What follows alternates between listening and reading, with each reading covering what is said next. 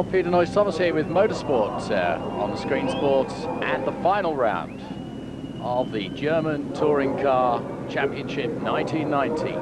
Hockenheim packed out with a record crowd for this event, actually 71,000 turning out for it. Here are our drivers and driveresses. 88 drivers, including 2 ladies. That's Traud Eekling, the Ford Sierra Cosworth lady, and Astrid Kremerskoten, Suzuki Swift GTI, she drives.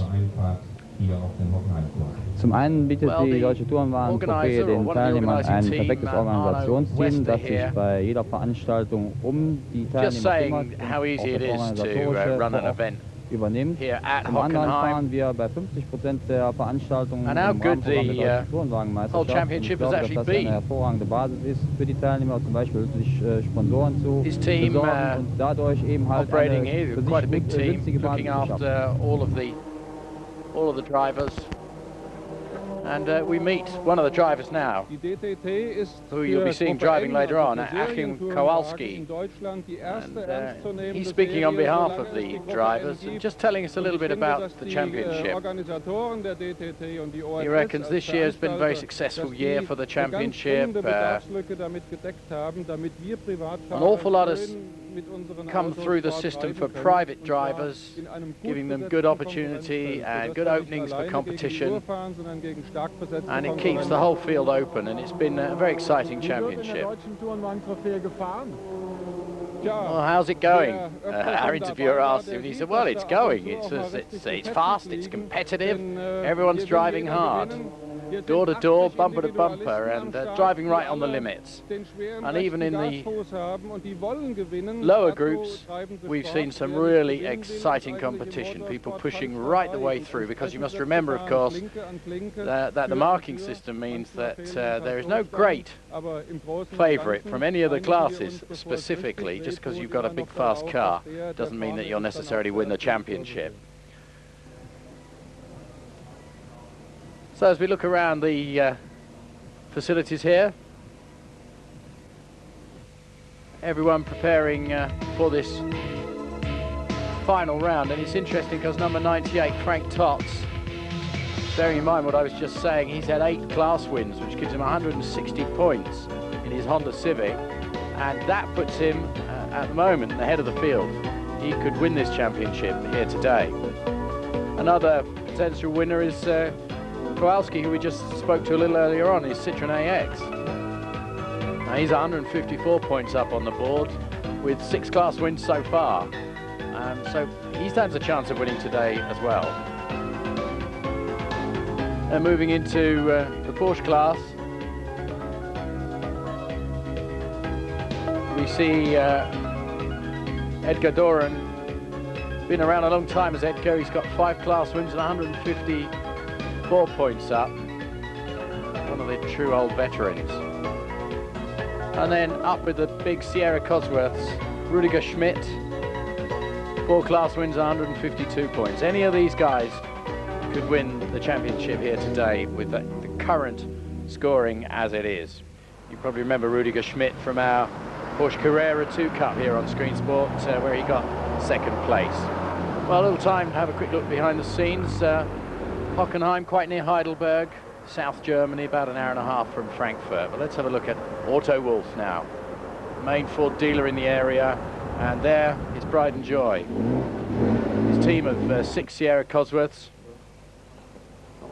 And betreut mit der technischen Unterstützung von meinem Walter Wolff says that he started off his motor racing team, his touring car team, more like a hobby. I mean, you can't enter this sort of event like a hobby, but I'm sure we understand what he means. He doesn't make money from running the team, he makes his money from running bolt-on goodies, but very special high-tech bolt-on goodies too. We'll see more about those later on.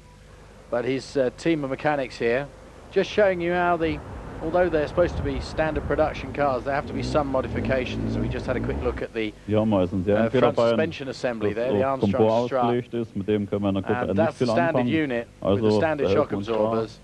And Wolff actually fits, as do all of the competitive cars, a much lighter weight shock absorber and spring unit, changing the whole handling characteristics of the car, of course.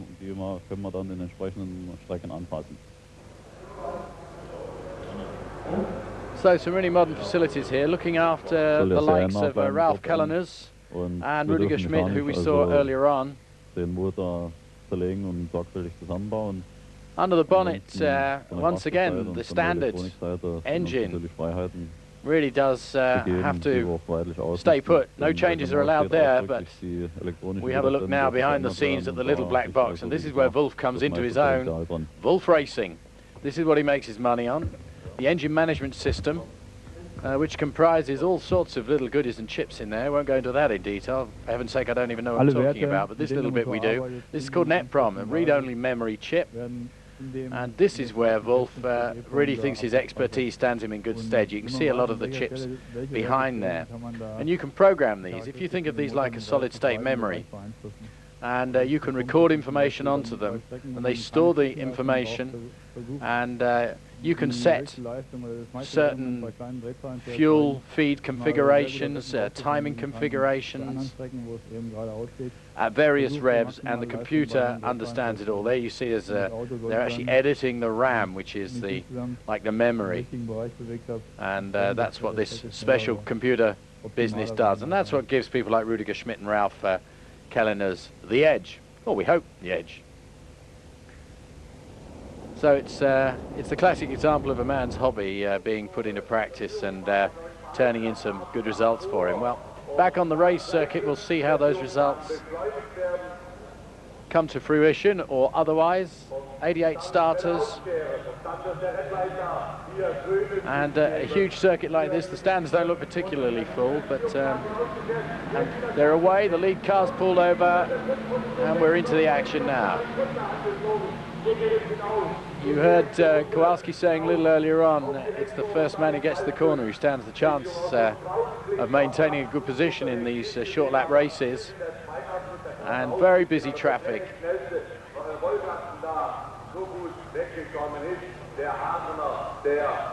This is of course a Grand Prix circuit. You'll have seen it many times before, 6.7 kilometers, and into the third chicane there, and the field started to spread out of fractions. The car's doing about 50 miles an hour around that chicane there, and it just shows how the preparation of these vehicles actually belies what you're seeing, because it looks like a Sunday afternoon drive at the moment, but it's a lot different to that.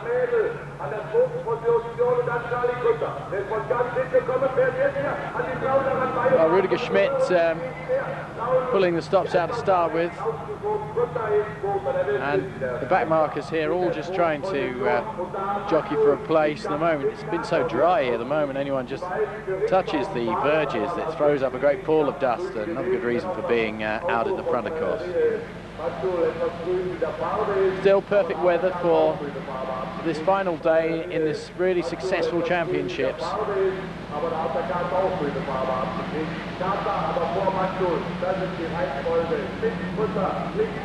And as they come past the grandstands, we can still see Schmitt out there. The yellow car, you can just see it like in fourth place, just challenging for third place is Ralf Kalleners.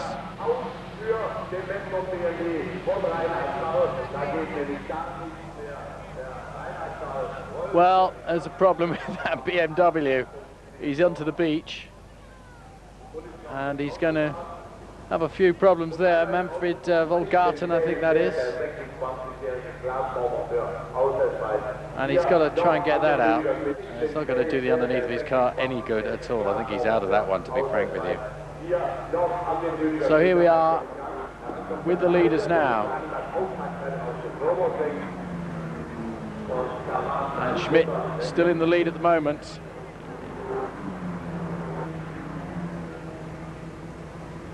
And Kalleners now in that third position.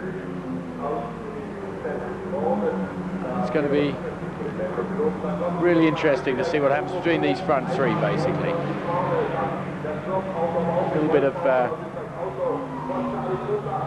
bit of action going on there with Gunnar Hermann in his Cosworth. Number 14 locking up on the front there, Michael Hess. locking up his front brakes, responding to a little bit of the action.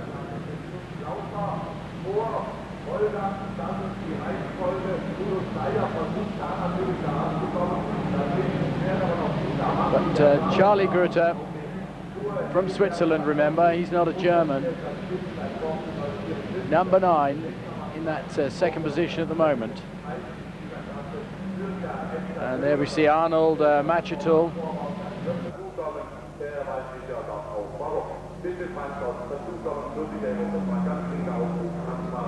And the BMW's going well here today, but when you got 3 Sierras up your backside pushing really hard,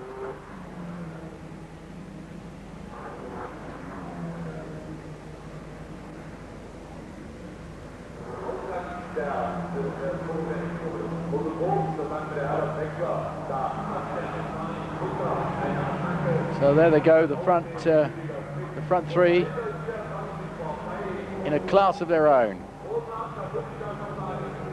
Charlie Grütter actually pulling away now.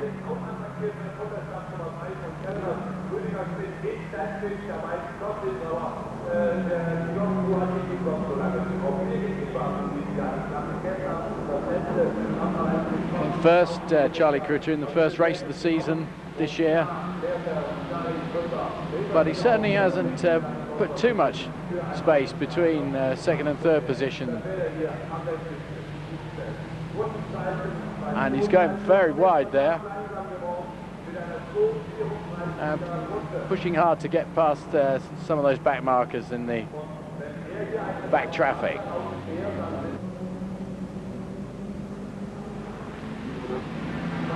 Now this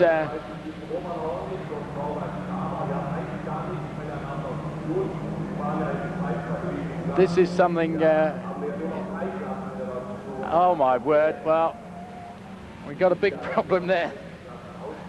That was just thoroughly bad driving by Hornig in his Porsche, number 133, who stuck Norman Stammer straight into the tyre wall without a buy or a leave. Number 46 still sitting there, and it was not his fault at all. And the Hornig Porsche, look at this, cutting straight across in front of him, lifting him straight off. And believe it or not, as luck may have it, the Porsche then gets chucked straight back onto the track and can carry on. And I should think Stammer will have a lot to say about that when he gets back. Very disappointed indeed. What bad luck, bad driving really by number 133. That's 136, that's a different one. Well, we'll be back with more action from Hockenheim right after the break.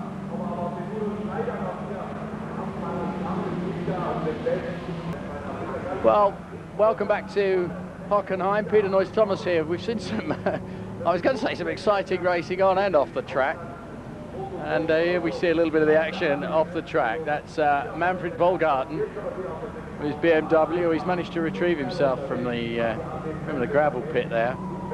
That's the scene, of course, of that frightful bit of driving we saw by Porsche 133, Roman Hornig, just before the break, who took the BMW of Stammer straight off the track. But as we join the action, the front runners, we've still got Swiss Charlie Grütter driving a superb race.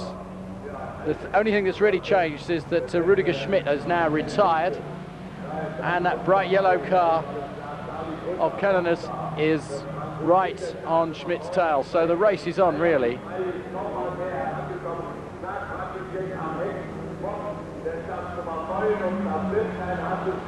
Well, actually meant to say it was on Grütter's tail.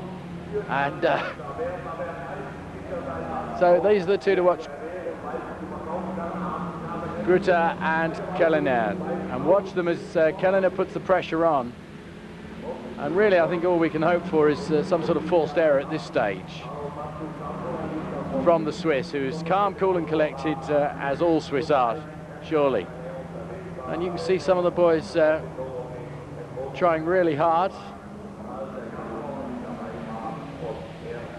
And a problem for one of the BMWs. I couldn't see what number that was there.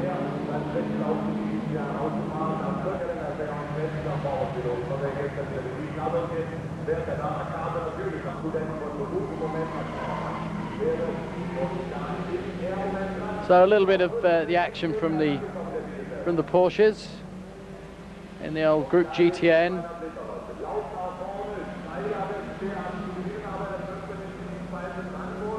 That's Walter Glöscher in 134.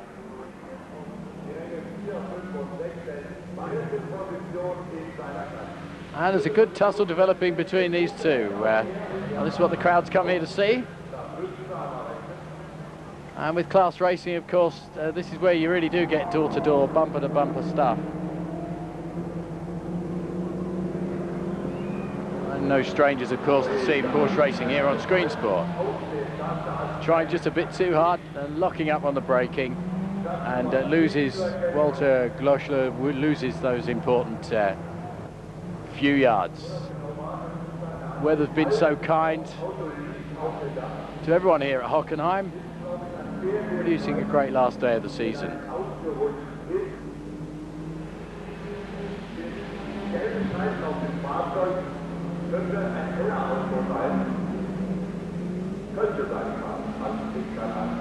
The fast Annie's really not got it together as Walter at the moment. He's all over the place, and frankly doesn't stand a chance. Now here's the veteran we were looking at a little earlier on, Edgar Doran. Been driving a good race,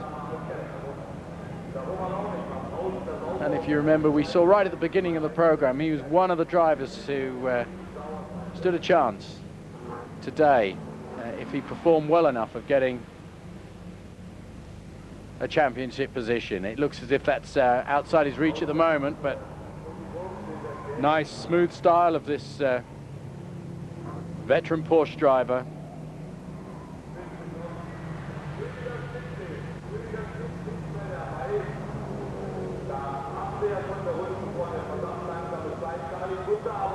And as I mentioned to you earlier on, the Porsche Cup, Carrera Cup on Screen Sport, we saw him come second.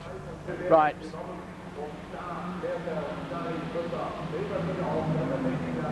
Back with some of our BMWs now. We've got Stefan Neuberger, number 33 there, driving a consistent race.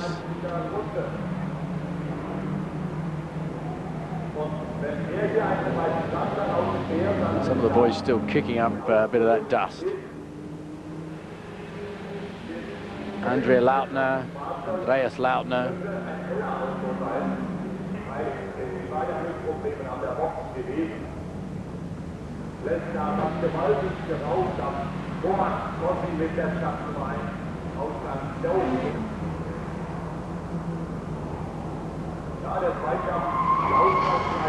And Stefan Neuberger again. Overcooked that one. Into a spin.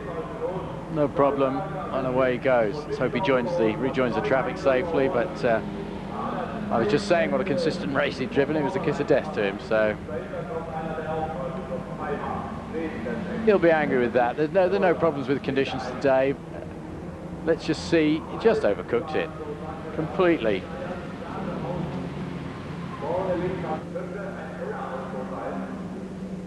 And just reading the whole thing, just that little bit wrong. Well, he's lost his chance for today.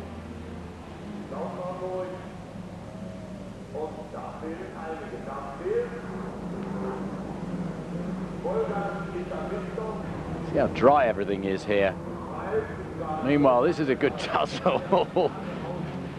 Doing a bit of lawn mowing in his spare time. And you can see how close these guys push each other. They really do. Michael Neumeister again.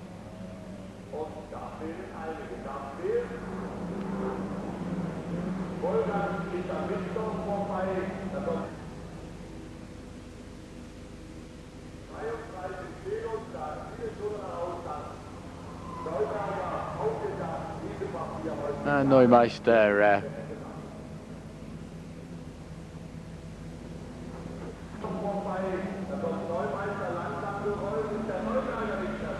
out on his own virtually. These two aren't out on their own. This is Andy Middendorf in 32, chasing hard. But back up the front end, Charlie Grütter. That battle is still going on between Grütter and Kellenius. And Grütter hasn't put a foot wrong yet.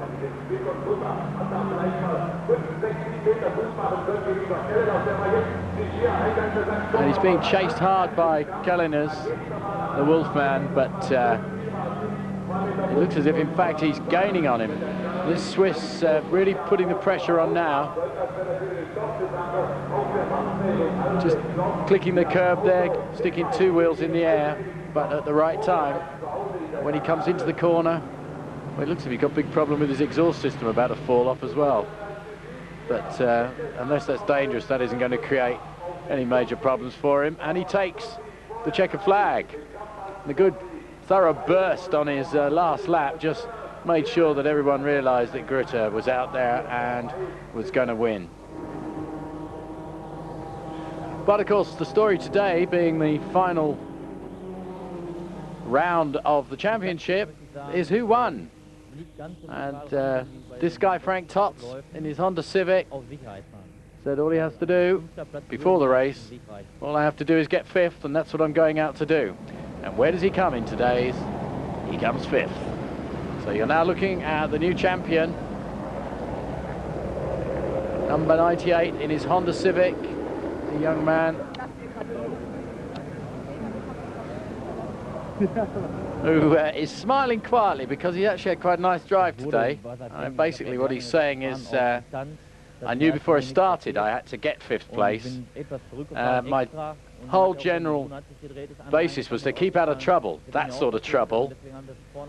Drive carefully, look after the vehicle, and just keep away from all of the other guys. I'd done enough work during the beginning of the season to put me into this position now, and I wasn't going to spoil it on my last race. So a great win for Tots as he takes to the rostrum. And a very quiet and assured young man is Tots, and we'll be hearing more about him in the future, that's for sure. Well, that's how it looks. Frank Tots up front, 180 points. Well clear, 6 points clear of Achim Kowalski. Edgar Doran in the Porsche, 170, tied with Rüdiger Schmitt in the Cosworth, 170. And then the two BMW, Schneider and Volga. Well, how about the organisation? Basically, the organisers are very pleased with the way this event and the whole championship series has gone. Young drivers have had the opportunity to join in and come through the field. And this is what Hans Neumann is really very keen to get across, that this year the Touring Car Trophy is fine, but they're now going to introduce, for next season, that's the DTT, they're going to introduce a tourist car cup. And this will allow young drivers to compete in the Touring Car Cup, and that will, the top performers in that will then have a natural gateway through to the Deutsche Trophy next year. So we'll see a lot of new blood and a lot more exciting driving, I'm sure.